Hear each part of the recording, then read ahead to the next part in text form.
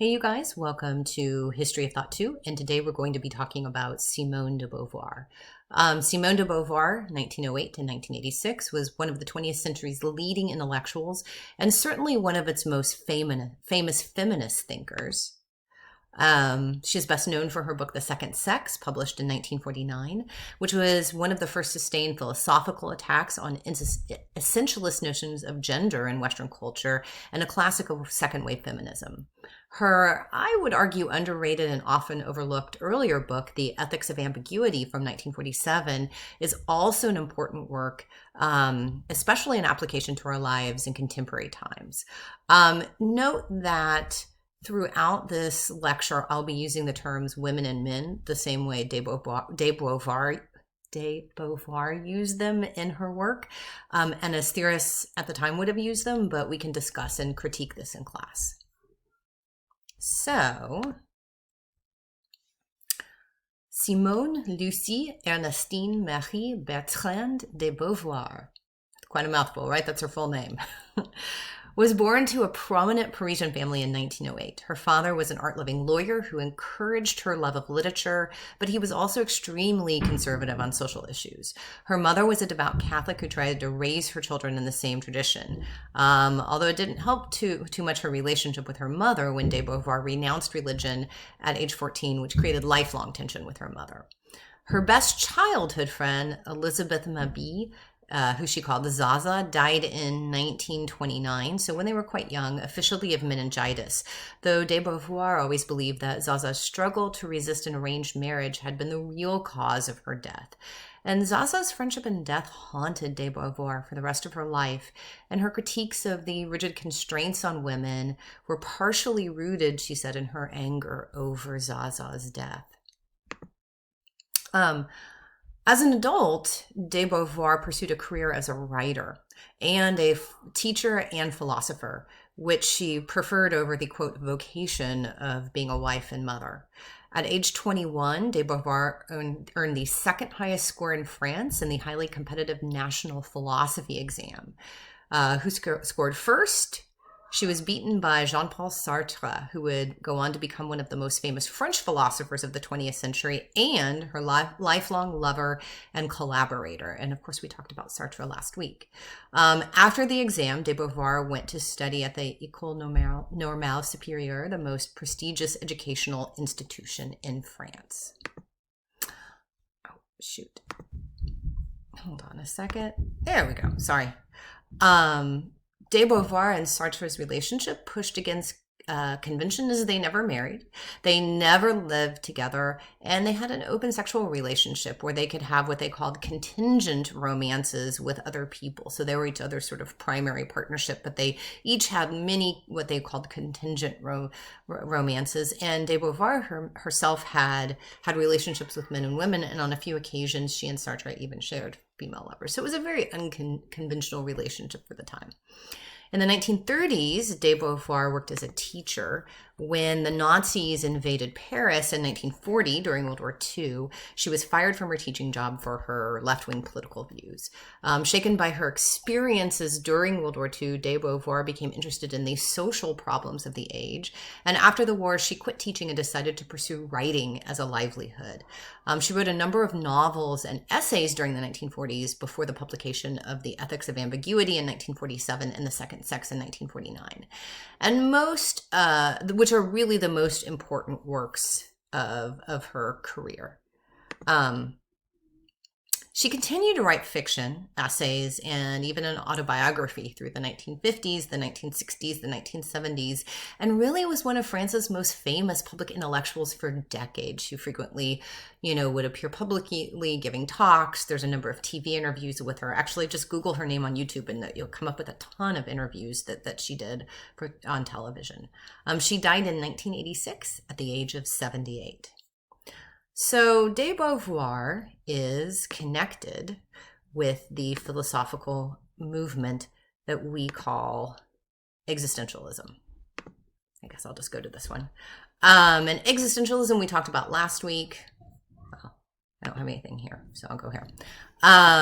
Is a 20th century philosophy that is centered upon the analysis of existence, and this is what we talked about last time, right? The fundamental sort of central tenet, the central unifying idea of existentialism is existence precedes essence, that there is no sort of universal or pre-existing human essence, that humans are really radically free to sort of create themselves and to pursue their own projects and pursue sort of their own moral frameworks, but also central to all of this sort of freedom as an ethical good and the pursuit of freedom as an ethical good.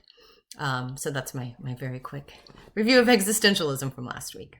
So de Beauvoir's existentialist ethics hold freedom as a universal good, meaning that each project we undertake must either turn its back on freedom or open up to freedom for not just ourselves, but also for others. And this means that people must actively work towards achieving their own freedom and helping others achieve their freedom. However, the temptation is to shy away from the responsibility of our freedom, even to the point of wanting to be more like an object than a human being. And this is something that we'll talk about more in regards to women.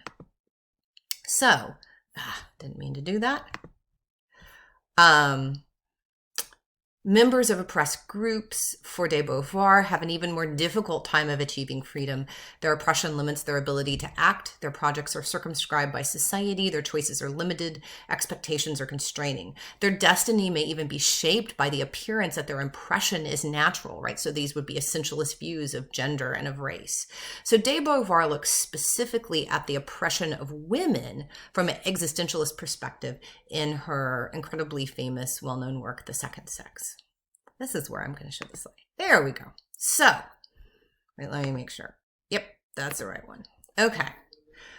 So in The Second Sex, de Beauvoir explores the historical and cultural roots of the oppression of women. I will say, many of these ideas seem pretty normal and acceptable, of course, to us in the 21st century. She's really one of the first people in modern Western philosophy to articulate them, and they're quite radical.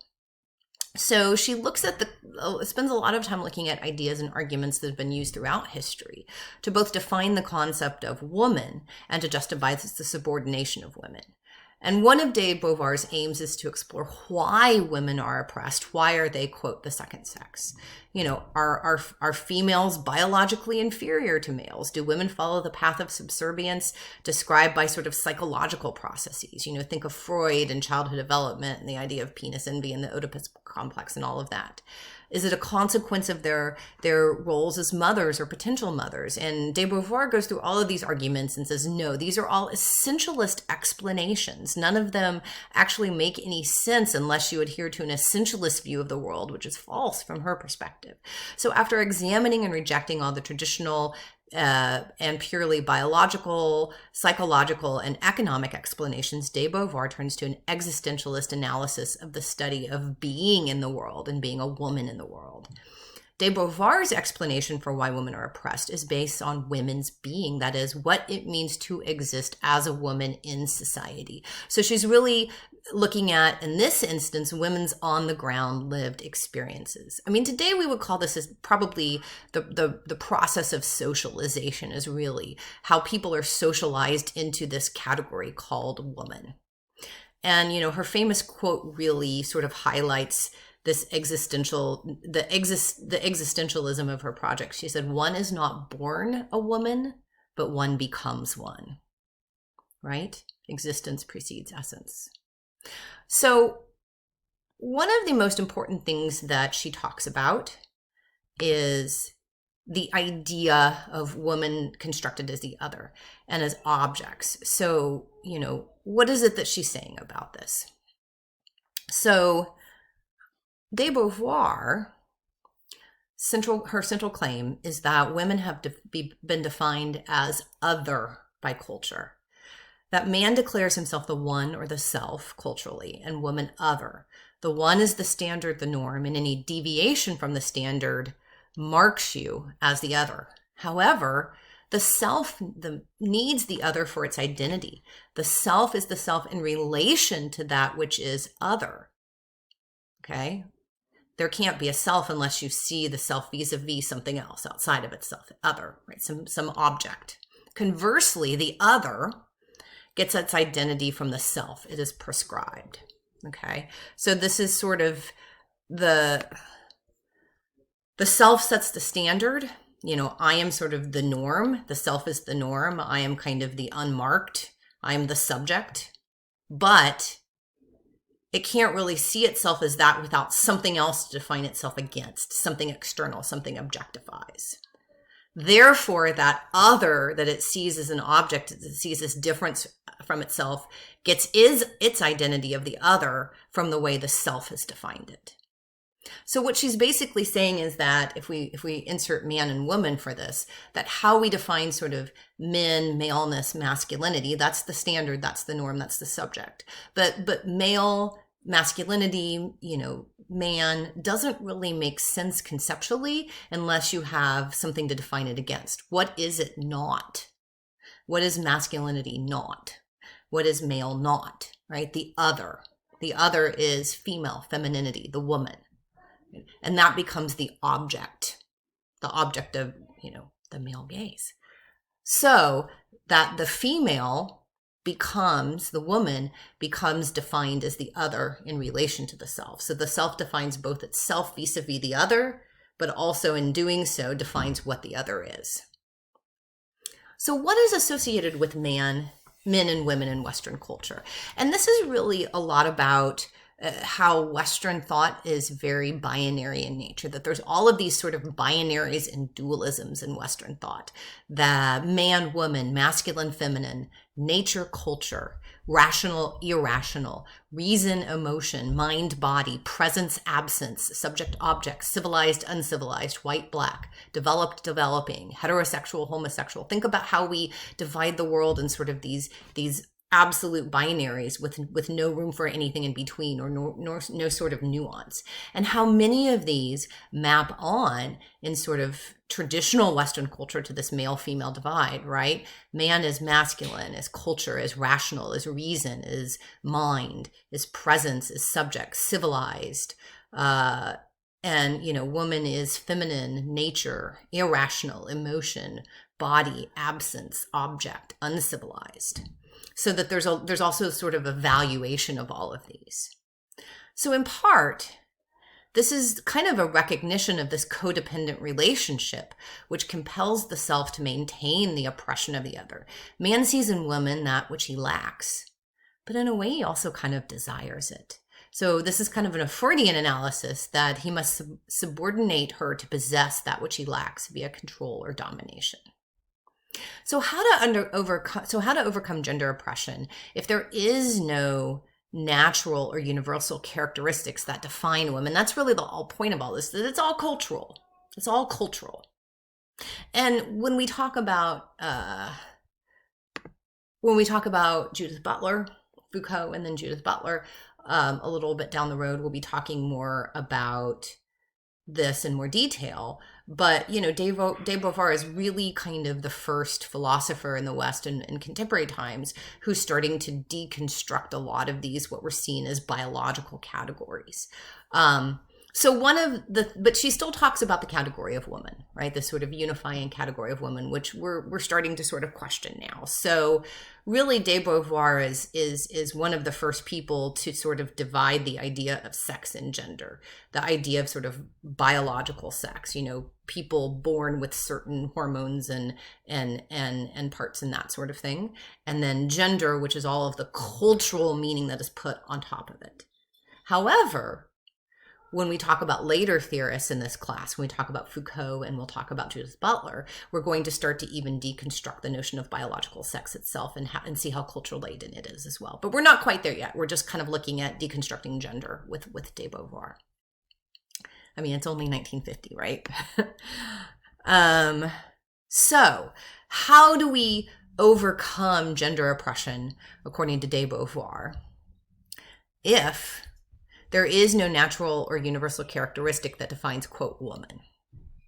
So for de Beauvoir, liberation is both an individual and a social transformation. Woman must see herself, like man, as subject and not object. And so that's actually problematic. De Beauvoir sees that in society, a lot of women sort of accept this essentialist view of themselves, sort of accept all of these ideas about what does it mean to be a woman and what is femininity and all this stuff that's put on them, and embraces it and sort of accepts their objecthood. Right. So dresses for the gaze of the male, not for themselves, adorns themselves, for the gaze of the self onto their otherness. Right. And de Beauvoir would say that that's women sort of accepting their objectification.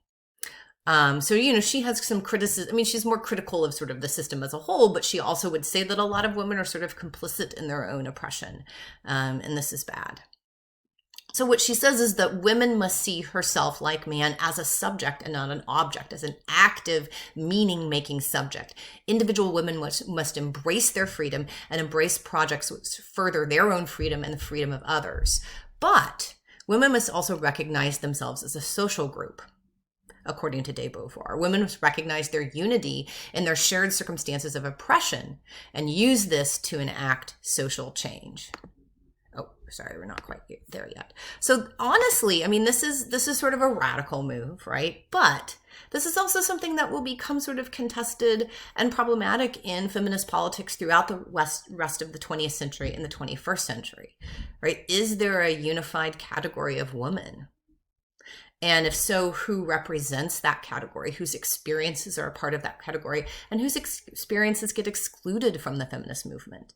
And I think today we're sort of at the point where we're even deconstructing that very category of woman. But, what does it mean to have a feminist politics without a unified conception of woman? And I think that's a question that we're, I think, fortunately talking about now. So, but what about this problem that we ended on last time when we talked about sort of Sartre and Camus and existentialism? How does an ethics based on existentialism not just turn everyone into doing whatever they want with no regards for others? How do we account for the fact that many people, for a variety of reasons, don't have the same choices, paths, and opportunities available to them? I mean, physical limitations, social structural limitations, racism, sexism, homophobia, classism, all of these kinds of things which limit people. So this is where de Beauvoir really becomes important, especially, from my perspective. I think taking Sartre's philosophy from being and nothingness, his sort of magnus opus of philosophy about the human condition, and from her perspective of as a member of a group oppressed by society, albeit a privileged member of an underprivileged group. I mean, she has a lot of class status, but as a woman, creating an existential ethics that not only accounts for oppression but makes the elimination of oppression and the sort of pursuit of freedom for all the core of her ethical perspective. And I think this is where the ethics of ambiguity is really important. I mean, the second sex is groundbreaking, and it's incredibly important, and it's still, important to read now. But I think it's not earth-shattering to us anymore. The idea that gender is a social construct, and that, one is not born a woman, one becomes a woman. I mean, there's still a lot of work to be done in terms of people who naturalize ideas about gender, but, it's not earth-shattering. We're at a different place, I think, in feminist politics. And that's where I really think her ethics of ambiguity maybe even speaks to us a bit more today, because it's giving us sort of a roadmap to creating an ethics and a moral system behind our own actions and behind activism. So I'll speak a little bit about it. So the ethics of ambiguity was actually written a couple years before the second sex. So it was written 2 years before, in 1947. And so de Beauvoir posits that ambiguity is actually central to human existence. It's an inescapable part of our lives. But what exactly do we mean by ambiguity? So the dictionary definition is the quality of being open to more than one interpretation. Inexactness. Synonyms include vagueness, obscurity, obtruseness, doubtfulness, uncertainty. So de Beauvoir really, first of all, wants us to think about how ambiguity plays out in our lives all the time. Not philosophically, not in the abstract, but in our everyday lives. There's a lot of tensions and contradictions in our lives, which very much embody just the ambiguity being the normal way our lives operate. Our desire to create, the absurd, right? The idea of the absurd in existentialist philosophy is a great example of this, that we have this innate desire to sort of create meaning in the world, while at the same time ultimately recognizing the meaninglessness of it all. And even though we recognize that there's no sort of ultimate meaning to life from an existentialist perspective, we still are these creatures with a desire to create meaning. And we know both of these things, and that's absurd, right? That's ambiguous. It's sort of, there's multiple interpretations. There's no answer. It's inexact. It's uncertain. Also think about, some of the contradictions that we were talking about between sort of the self and object. But think about, being an individual with sort of individual desires and needs and wants, but also simultaneously being part of a community or multiple communities and needing to sort of defer to group needs and desires, and how that ultimately is in contradiction with one another. Think about the divide in Western society between mind and body, and all of these debates. Which is the mind separate from the body? Does the mind sort of exist independent from the body? Is sort of the bodily experience more important? Is our mind just part of our body? All of these kinds of contradictions. I mean, there's really no right answer. That's what DeBeauvoir is saying. You don't have to pick a side. Think about too this interplay between the physical and structural and social constraints that all of us face, and on one side, and on the other side is sort of the assertion of our freedom, the fact, as existentialists would say, that we're radically free, so that that we are radically really free to do whatever we want. We don't have any kind of essence, but there's all of these constraints on doing what I want. I mean, all of this kind of ambiguity and this tension between these different sides plays out all the time in our lives. And one really important one for DeBeauvoir is the sort of interplay between what's called facticity and transcendence.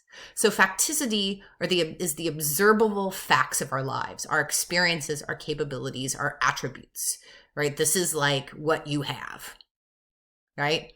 This is how much money you have, and, how good you are or bad you are at certain things, and how society treats you because of how they perceive you, and the access to sort of resources you have, all of those different things. That's like the facticity of your life. That's like the material stuff of your life, the reality of it. Versus transcendence. Ideas, inspirations, our aspirations, who it is we want to be, what we want to do, our dreams, our hopes, our desires. Sometimes she calls this our spirit. I think she means this sort of in a metaphorical sense.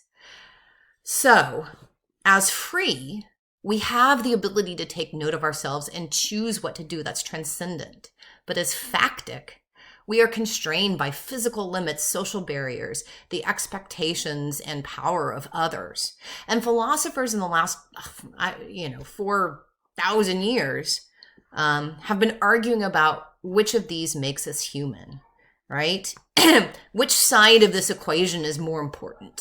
And this is true about all the sides of all the different things that were in conflict with each other, which I just talked about. But DeBeauvoir would say, these are not tensions that can be resolved. These are not problems requiring solutions but this is what human existence is like. That the problem with a lot of Western philosophy for DeBeauvoir is it tries to find an absolute truth, capital T, and solve the ambiguity, usually just falling on one side of the dualism or the other.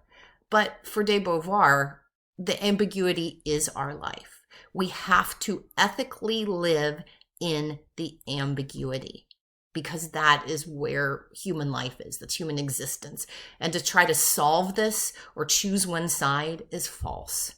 That is not what our lives are like or about, and it actually won't ethically lead us anywhere. So, if there's no absolute goodness or moral imperatives that exist on its own. In other words, if there isn't kind of any essence of morality that comes from a higher power, that comes from, anything that precedes us, according to the existentialists, right? Or many of them, prior to or independent of human beings, then where do our values come from? And for the existentialists and for DeBeauvoir, values come only from our choices. So human freedom can only be realized in concrete projects for DeBeauvoir and not just in the abstract, right? We can't, for DeBeauvoir, if we just kind of sit around and think really, really deeply about, our ethical choices, but then don't act and don't actually sort of create projects and pathways in our life that have us navigate those kinds of choices, then we're not really engaging in ethical behavior. It's about action, right? This isn't just about philosophy. It's also about putting it into practice. And it's about our practices informing how we think about all of these things. So we need to understand ourselves as limited by all of these circumstances, but also continue to pursue our projects as if we are in control. It is not bad faith. And remember, bad faith is that existentialist concept of people who sort of accept essence. They accept the easy answer in their lives. It's not bad faith when these limitations shape and circumscribe our actions. And we recognize this, right? So, if you really, really, really want to be a rich millionaire, but your circumstances don't allow you to be, but you do everything you can to do so, that's a terrible example. But, recognizing that there are limitations, especially in a capitalist society, in terms of resources, or limitations according to, the opportunity you have based on race, gender identity, sexual orientation, ethnicity, religion, class, all these kinds of things. It's not bad faith if those kinds of limitations are shaping and circumscribing our actions.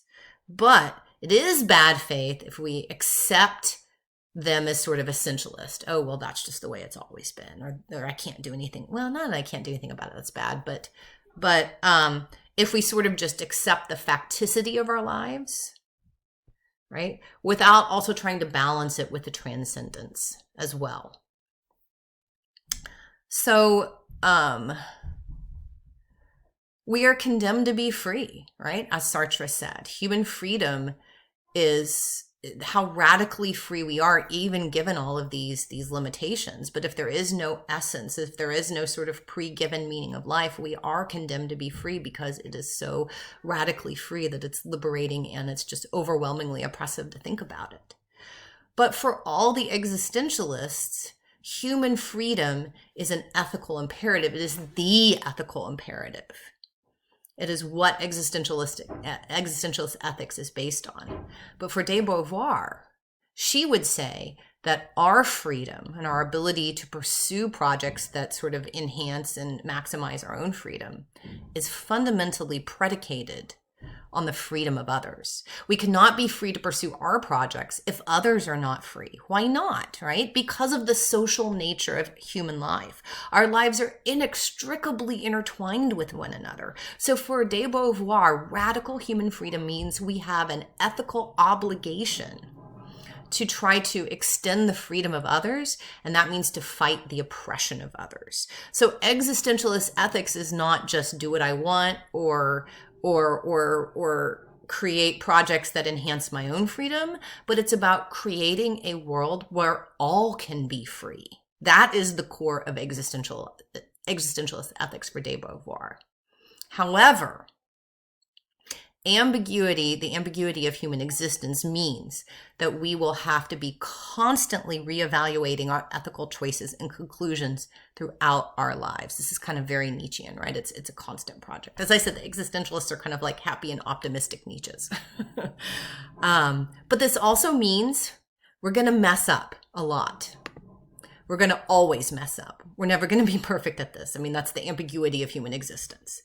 That you may do something that you think is trying to enhance the freedom of others, and that it may sort of enhance their freedom, but it actually may lead to more oppression or limit the freedom of others. For example, think of as a Westerner, you're trying to advocate for the rights of women or the rights of queer individuals in non-Western countries that you see as oppressed. Okay, so you support, a NGO in Saudi Arabia that tries to promote women's rights and tries to promote women's rights, right? Because you say, okay, well, these people have less rights, these women have less rights, so they're oppressed, so I'm gonna, support this organization that tries to advocate for women's rights in Saudi Arabia. But, you maybe the money you donate actually gets the rules changed. Maybe the money you donate actually helped, change the rules recently. And in the past couple of years, women are able to drive in Saudi Arabia. But simultaneously, you will probably also reinforce and further support racist imperialist stereotypes, right? Oh, those people over there are more backwards than us because they don't allow their women to be as liberated as our women are, right? So you can think of sort of like these imperialist stereotypes. But that's not to say you shouldn't advocate for global women's rights or global LGBTQ plus rights. It's not saying you shouldn't do that.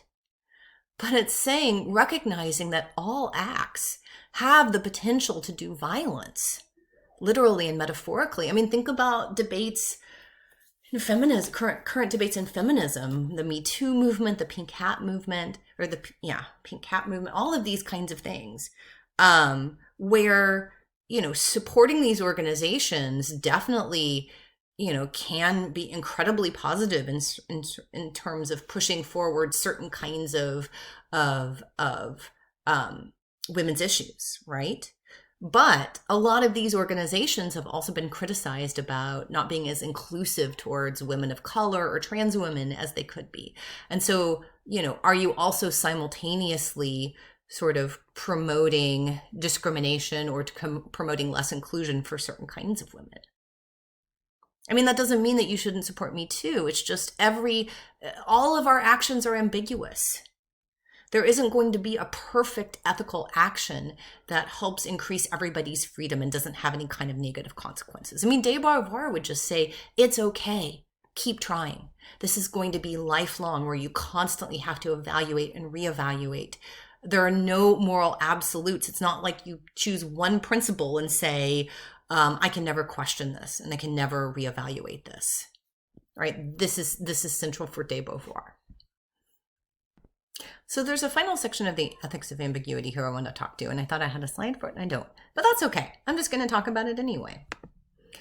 So how do people try to deny their own freedom and the freedom of others, according to DeBeauvoir in the ethics of ambiguity? What are the ways that humans approach their freedom and their responsibility for the freedom of others? And DeBeauvoir kind of has this interesting typology here that I thought, we could think about and talk about. She uses the generic man term, to mean sort of man, to mean sort of human or humanity. But, I'm going to keep it because maybe this isn't just an artifact of sexist conventions of language. Maybe DeBeauvoir is keeping it on purpose slightly. So I'm going to keep her wording, or at least the English translations of her wording here.